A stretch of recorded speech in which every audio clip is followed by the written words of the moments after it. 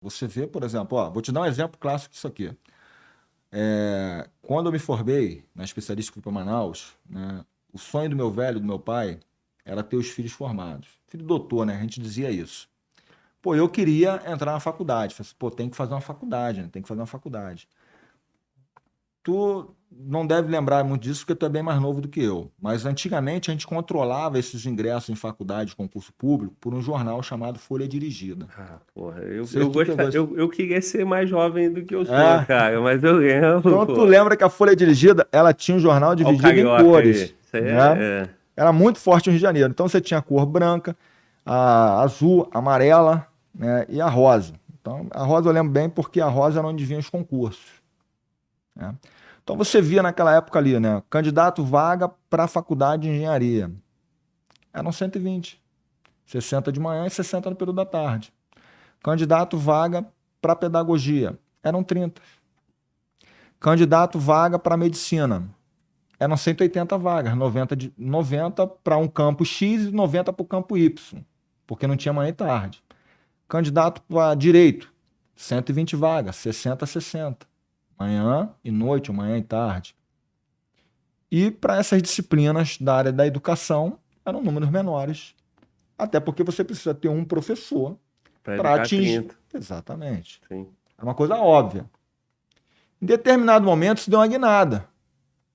Você passou a ter ali um número menor de vagas para direito, para engenharia, para medicina, né? Para outros conhecimentos. Mesmo dentro da educação, para física, para astrofísica, onde vagas é pequeno, pequeníssimo, né? E você viu a pedagogia motivada por Paulo Freire, chamada pedagogia do oprimido, impulsionando a produção acadêmica dessa área.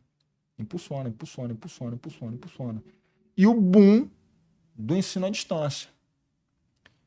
E as faculdades produzindo conhecimento nessa área. PGAD, PGAD, PGAD, planejamento, implementação, gestão do ensino à distância, e mestrado e doutorado na área de PGAD, PGAD. Eu falei, meu irmão, que porra de PGAD é esse aí, pô?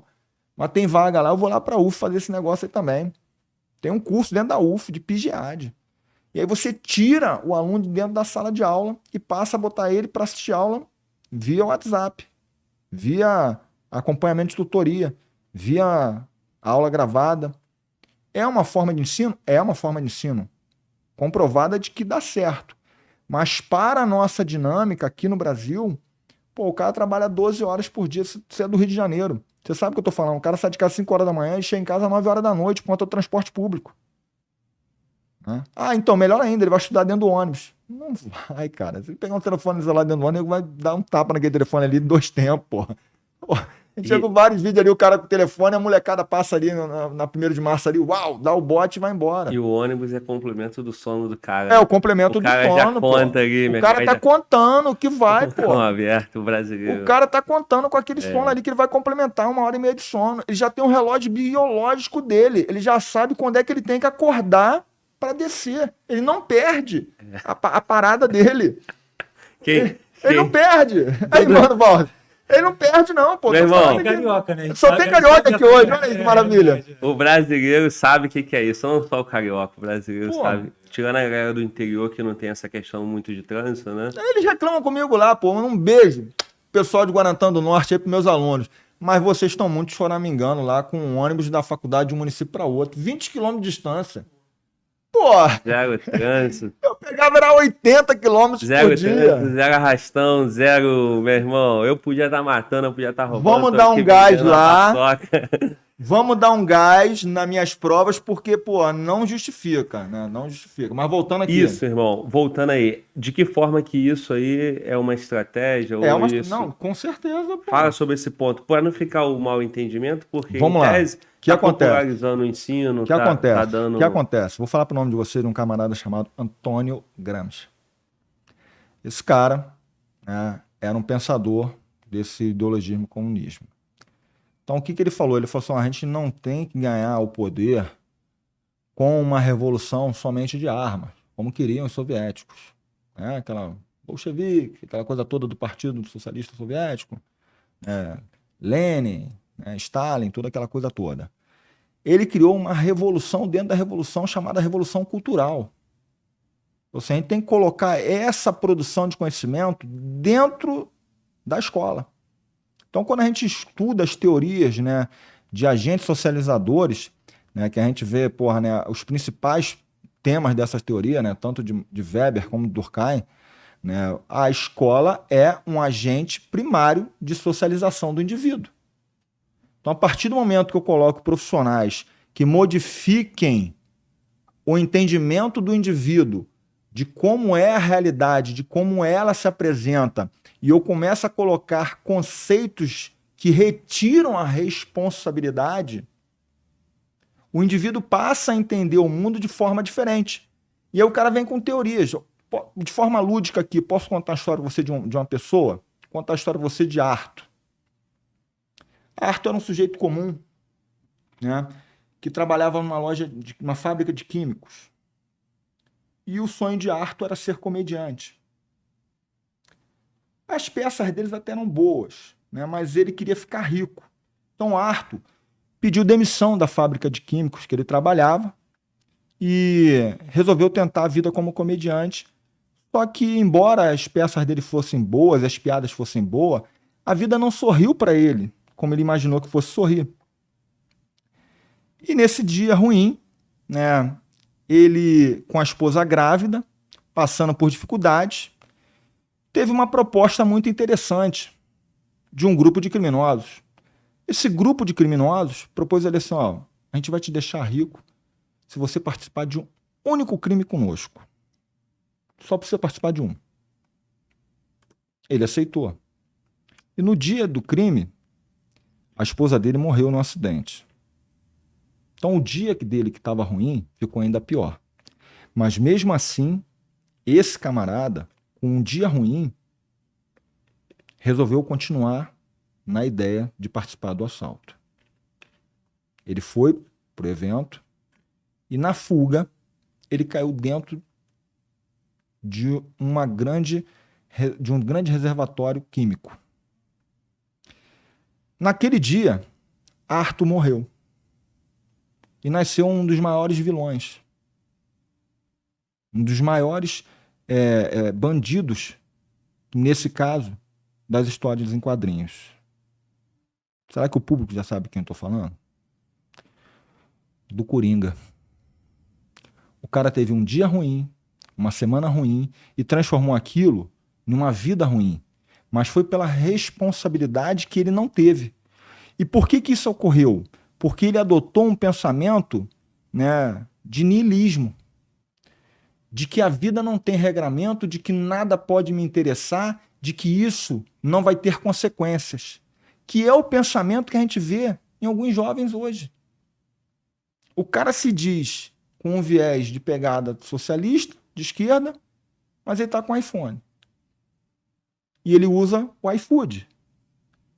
E Uber. ele liga, né, para assistir Netflix. E pega o Uber. E pega o Uber. E o pai dele paga uma faculdade de R$8.000. E a fatura do cartão de crédito. E a fatura do cartão de crédito. Mas ele acha que a vida é só aquilo dali. E ele se revolta dentro de casa contra o pai, que está produzindo para pagar tudo. Exatamente. E isso veio de onde? Veio do pensamento que colocaram para ele em sala de aula. Que o cara coloca assim, a vida é passageira, ele é efêmera. É o carpe diem. Você tem que viver a vida, viva esse momento, viva esse momento. E não vai ter consequência, não vai ter consequência sim. O que transforma o homem de bem do homem ruim, o que transforma o policial do bandido é a responsabilidade. Você tem que ter uma responsabilidade. A responsabilidade faz a diferença. E quando a gente olha para trás, para esse viés de esquerda, eles não têm responsabilidade. Entendeu? Essa responsabilidade nos preocupa. Essa ausência de responsabilidade. Hoje, né, a gente olha para a produção de conhecimento dentro dos meios acadêmicos e a gente vê uma pegada completamente progressiva. Hoje o cara tem medo de produzir conhecimento para um campo conservador. A gente encontra hoje aqui grandes pensadores do conservadorismo. A gente encontra Jordan Peterson, né, psicólogo, né, professor de Harvard. Né, hoje é um sucesso mundial, best-seller, aquela coisa toda, né, As Regras do Caos. Mas no começo dele, para ele conseguir marcar o espaço dele, foi muito difícil. E a gente está falando de quê? Um homem produzindo conhecimento com crenças conservadoras. E a gente, do outro lado, tem o quê? Dezenas, para não dizer centenas, produzindo conteúdo com essa pegada, né? E são pegadas fortes. Pô, o niilismo de Nietzsche, pô, quem quer ler um grande sociólogo, filósofo, pensador do século passado, você leva isso para o aluno entuba isso, cara. Então, hoje a gente tem um pensamento de que a gente deve fazer o quê? Continuar a luta. Fala assim, pô, Márcio, hoje você vai fazer? Vou continuar lutando, cara, defendendo meus princípios. Só que agora a gente vai estar com a necessidade de produzir conhecimentos. Então, a gente precisa de novos autores conservadores no Brasil. A gente teve assim, um sentimento de vazio muito grande com a morte do Olavo de Carvalho. A gente precisa que sejam impulsionados outros pensadores como ele, que consigam, né, trazer conhecimentos, produzir bons livros, contar essa história que às vezes o público em casa não sabe disso. Essa produção acadêmica, pô, a gente vê, né, no grupo de professores, né, de algumas universidades, de alguns colégios, professores com essa pegada completamente esquerda. O amor venceu o ódio. Pô, que amor venceu o ódio? Você está em que vida, filho? Você não sabe o tsunami que está para vir em cima de você. Você não tem noção do que está para vir por aí, não. Pô, vou repetir aqui para você. O cara quer botar mais 10 ministérios. O cara quer inchar ainda mais a máquina pública. Ele já falou isso publicamente, né? Pô, um ditador mandou para ele congratulações pela vitória. Presidente da Nicarágua. Pô, um grupo terrorista, o Hamas, pega na internet, dá um Google aí, pô. Hamas é grupo terrorista. O grupo terrorista tá mandando pro cara parabéns. Pô, mano, Glauber sabe, porra, o que eu tô falando dentro do presídio, porra. Pô, facções criminosas, porra, né? Fazendo projeções de como vão atuar a partir de agora. Como é que você tá em que mundo? Você tem que sair da caixa. Não vai dar certo esse pensamento que você está falando. Ele não deu certo em nenhum outro lugar. Ele não deu certo na Argentina, ele não deu certo na Venezuela, ele não deu certo na Nicarágua, ele não deu certo, não deu certo em nenhum lugar. Nenhum lugar. Ah, mas a China é comunista. Filho, você tem que pesquisar um pouquinho mais. A China que dá certo é a China capitalista. É a China que vende. Pega qualquer produto teu aqui, ó, que você vai ver assim, ó, feito na China. Ela está vendendo. Pega a tua geladeira, pega a tua televisão, tá escritozinho ali embaixo, ó, feito na China. Essa China, se é comunista, não tinha que estar vendendo, tem que estar fazendo um intercâmbio comercial, não tinha que estar fechado. O comunista da China, ele é fechado nos órgãos de aparelhamento estatal, que é a visão dos ministérios de Brasília. Se você for pegar as duas avenidas que eu falava ali, não te lembra um pouquinho assim, né, algumas avenidas de países socialistas e comunistas? Não vamos citar esses países aqui, porque alguns têm relações com o Brasil. Mas, né, vamos citar, pô, a Rússia. Onde tem um desfile na Rússia? Não são avenidas largas? Para quê? Para você mostrar o poderio. Para você impactar e intimidar a população. É isso que os caras fazem. Você faz um aparelhamento do Estado com partidos.